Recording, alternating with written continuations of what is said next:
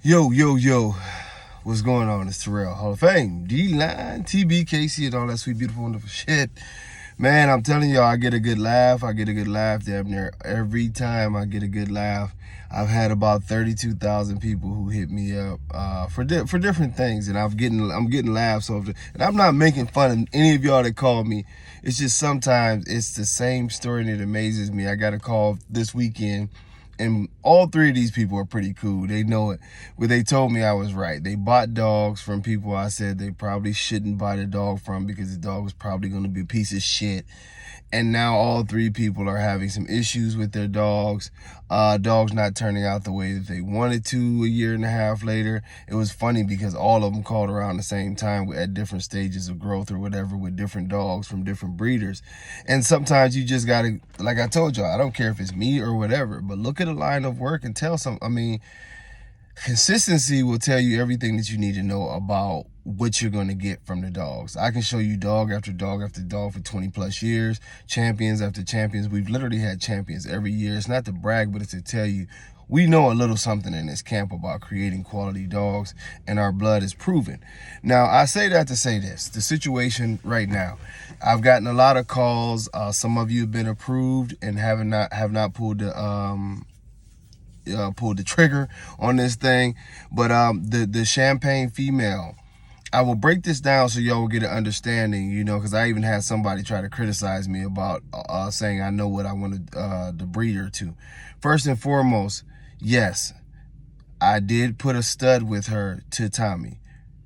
First and foremost, that when Tommy opens up, his stud fee will be starting off at $3,000, plain and simple. Either you like it or you don't. I know what I got. I know what he is. He's damn near perfection at this time structurally. His grandfather, his grandfather is Mufasa. His other grandfather is Lock and Load. If you don't know, he's actually double Lock and Load on that other side. And come on, man. Grand champion Lock and Low, who happens to be the all-time winningest dog, Bistro's father. That's the other side. So you got the most winningest grand champion ever in Mufasa. That's one grandfather. The other grandfather that is actually infused in his blood 3 different times now, and is his grandfather and his great-grandfather 3 different times, is Bistro's father, grand champion Lock and Load. And of course, daddy being the great Mandela, the beast, Big Bone, whose mother is a littermates to Magoo's mother and a Denzel daughter. Yeah, stop playing with me. That's all I can tell y'all. Y'all can keep on following these soft, funny built, unhealthy dogs if you want to. That pedigree right there just speaks for itself. That's why I'm so excited to have him here as one of the foundation males, because that's nothing but butter. Now that female, the champagne female, like I said, unfortunately, an accident caused her to have a fracture in the tail. Not a horrible one, but we keep it real here.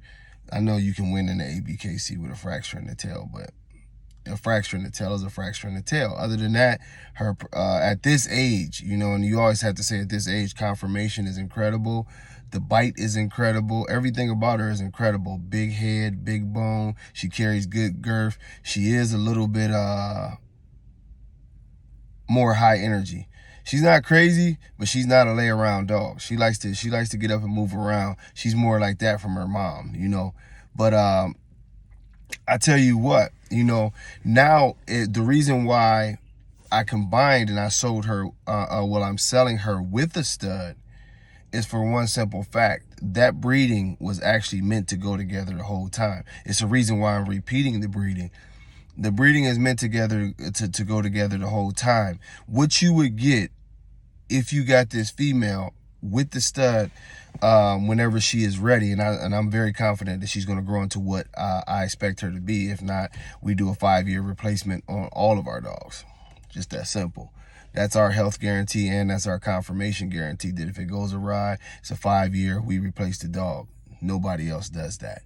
Nobody. But I'll tell you this. This is the concept behind there, and y'all tell me how this sounds.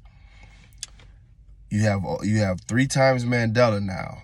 Her mother, the Mandela daughter Moana, is actually Mandela to a heavy Excalibur female. Once again, Mufasa on Tommy's side, Excalibur. Now you're going Mandela, tons of lock and load, Excalibur, all broken down to an even flow to where all of the dogs in there, and of course you sprinkled pretty heavily with Denzel in each one of the dogs. So you got Excalibur, you got Denzel, you got Mufasa, you've got lock and load, you've got Bistro, and now you've line bred this to be even better by way of Tommy. People don't sell you dogs like with a breeding like this to set you up. What they generally do is tell you to come back and buy a stud. But because the reason why we do this, and we've done this way more than one time, several people can come on this video and attest to you. They call for they call for their semen on bitches that I told them, hey, I got a stud for you. And it wasn't like, oh, send me $3,500 or send me this. No, just send the money for your shipment. That's it. You pay for the shipping. I'm going to give it to you. We here to help the breed. We here to help the game. If I tell you something is going to be A1, that's because we believe in it. If we felt like that the dog wasn't going to make the cut, I don't want it bred, period.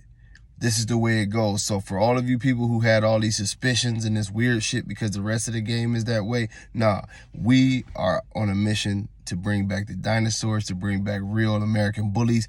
And if you starting out, or even if you got your yard built, we want to put something in your yard that is going to actually make you a winner, that is going to actually help you win in this breed. And I'm not talking about titles. I'm talking about winner as far as winning at making this breed a better breed. When somebody comes to look at whether you have a small breeding program or maybe you're just going out to represent, the breed in a positive way, and you don't have a plan on breeding. You don't have to do the breeding with the girl. I think that would be almost criminal, but you don't have to. But at the end of the day, what it's all about is doing breedings that we know will work with 5-6 years of experience now, actually a little bit more than that.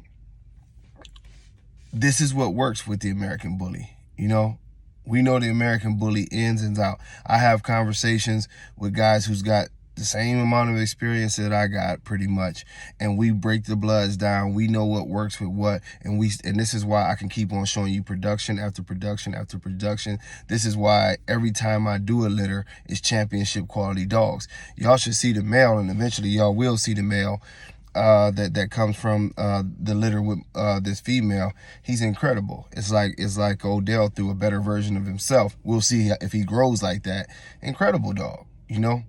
This is what it is. It's more coming.